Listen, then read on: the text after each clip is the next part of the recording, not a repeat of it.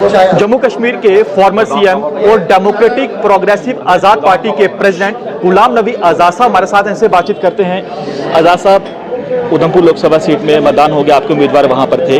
अब जो बाकी सीटें हैं जिनमें मतदान होना है, क्या उम्मीद लग रही, क्योंकि आप लगातार चुनावी रैली करी, रोड शो कर रहे हैं, रिस्पांस कैसा लग रहा है? रिस्पांस बहुत अच्छा लग रहा है। जम्मू में भी और कश्मीर में नई पार्टी है, बहुत सारी दुश्वारियां हैं। सबसे बड़ी दुश्वारी लोगों की नहीं है, लोगों के समर्थन की दुश्वारी नहीं है।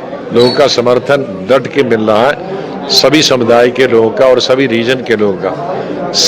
सिंबल हमारा नया है, उस सिंबल को हर गांव में, हर शहर में, हर मोहल्ले में और हर व्यक्ति तक पहुंचाने में जो दुश्वारियां आ रही हैं वो है। और उसका एक दुश्वारियों का एक कारण ये भी है कि जो बारिशें लगातार रही, जिसकी वजह से हमारे लीडरों को, हमारे वर्करों को दूर दराज इलाकों में, दूर दराज देहात में, गाँव में जाना असंभव हो गया। वो दिक्कत तो आई। अनंतनाग रजौरी सीट पर आप प्रचार कर रहे हैं, क्या लग रहा है जीत पाएगी ये सीट? आप हमारा काम है, जब हमने कैंडिडेट खड़ा किया है और हम प्रयास कर रहे हैं और कैंपेन कर रहे हैं, हम जीतने के लिए प्रयास कर रहे हैं, हम कोई हारने के लिए थोड़ी लड़ रहे हैं। आज़ाद साहब, आपको कहा जाता है, आरोप आप पर ये विरोधी आपके लगाते हैं कि आप बीजेपी की बी टीम कहते हैं। आप कोई आरोप नहीं लगाता, मीडिया वाले उठाता है, क्योंकि यहाँ लगा ही नहीं सकता है, क्योंकि बड़ी रीजनल पार्टीज तो खुद ए टीम रह चुकी हैं, उस सरकारों में रह चुकी हैं। तो इसलिए हम पर अभी इस वक्त भी देखिए, हम 3 इलेक्शन लड़ रहे हैं, न हमने उनको कहीं सपोर्ट किया, न उन्होंने हमको सपोर्ट किया। जिन्होंने उनको सपोर्ट किया एक दूसरे को वो जाने, उनका काम जाने। हम तो टोटल इंडिपेंडेंट। क्या लग रहा है, जो कांग्रेस और नेशनल कॉन्फ्रेंस का गठबंधन यहाँ पर चुनाव लड़ रहा है, जम्मू की दोनों सीटों पर कांग्रेस के उम्मीदवार, कश्मीर घाटी के नेशनल कॉन्फ्रेंस, कैसे देख रहे हैं इंडियन अलायंस के गठबंधन को? देखते हैं, अभी लद्दाख में पढ़ रहा था आज सुबह, बहुत लड़ाई है भयंकर नेशनल कॉन्फ्रेंस और कांग्रेस के बीच में, लेकिन ये उनकी अपनी लड़ाई है, उसमें मुझे कुछ नहीं कहना। आप पर, क्योंकि आप कहते हैं, हमने देखा कि आप कांग्रेस पर, नेशनल कॉन्फ्रेंस आप लगातार आरोप लगाते हैं, और आपने ये भी कहा है कि फारूक अब्दुल्ला साहब देश छोड़ के चले गए थे, आप थे उनको रोकने वाले। वो पुरानी बात है, उस पर चर्चा नहीं। वो हो गया, एक दफा कह दिया, अब एक ही राग हर दफा नहीं बजाना है, बात खत्म हो गई। आज़ाद साहब, किन बड़े मुद्दों को लेकर आप जनता के बीच जा रहे हैं?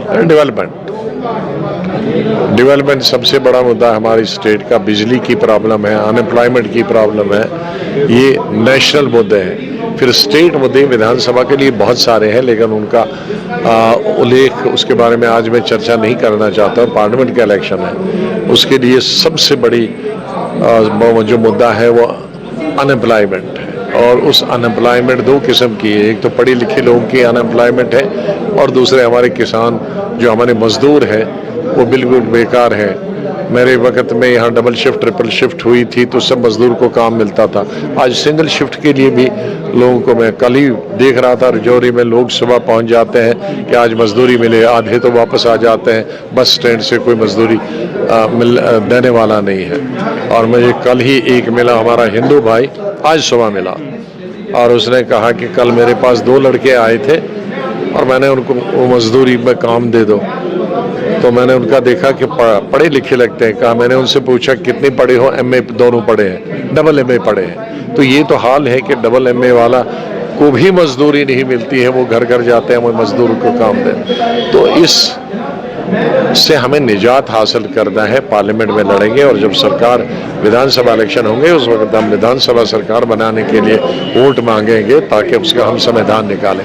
ये सरकार का दावा है कि 370 हटने के बाद जम्मू कश्मीर में विकास हुआ है, रोजगार मिले हैं। जो दावे सरकार की ओर से, भाजपा की ओर से किए गए हैं, आप लगता है कि बिल्कुल सही है? सब सही नहीं है। मिलिटेंसी कम हुई है, और वर्क कल्चर मेरे वक्त में ठीक हुआ था, उसके बाद इनके बीजेपी के इसमें शासन में हुआ, और हड़तालें कुछ ख़त्म हो गई, एजिटेशनें ख़त्म हो गई, ये पॉजिटिव चीज़ें हैं। लेकिन अनएम्प्लॉयमेंट में कोई फ़र्क नहीं पड़ा। अनएम्प्लॉयमेंट बढ़ी है, और महंगाई भी बढ़ी है, और बेकारी बढ़ी है, इसमें कोई फर्क नहीं पड़ा। जी जी, बीजेपी कह रही है इस बार 400 पार, लग रहा है कि हो पाएगा? अब ये को लेकर जो सरकार कहती है कि POK हमारा होगा, कई बार आपने भी सुना है, एक चाइना को लेकर होगा, LAC को लेकर, आप दोनों पर क्या कहना चाहेंगे?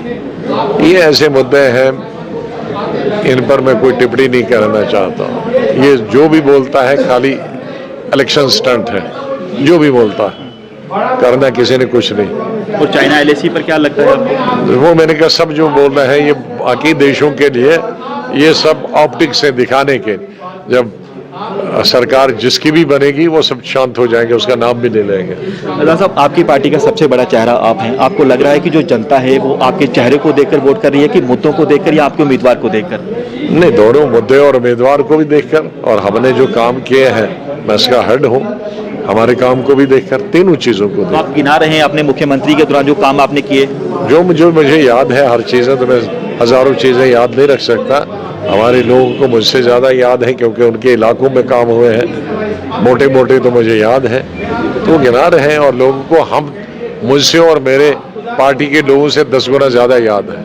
ये फाइट कितनी टफ होने वाली है, क्योंकि बीजेपी ने इशारों में कहा है कि बैट को सपोर्ट करना है, तो फाइट कितनी टफ होने वाली, क्योंकि आप पर कहा जाता है कि आप बीजेपी की बी टीम है लेकिन इशारे कुछ और हैं। ये किसने कहा? कोई नहीं कहता, आप मीडिया वाले बनाते हो, कोई नहीं कहता। तो फाइट टफ है, हर आदमी के लिए फाइट टफ होती है, जीना ही टफ है, सरवाइव करना टफ है।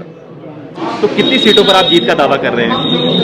हम तो चाहेंगे 3 की 3 जीते, हम चाहेंगे, हम क्यों नहीं चाहेंगे?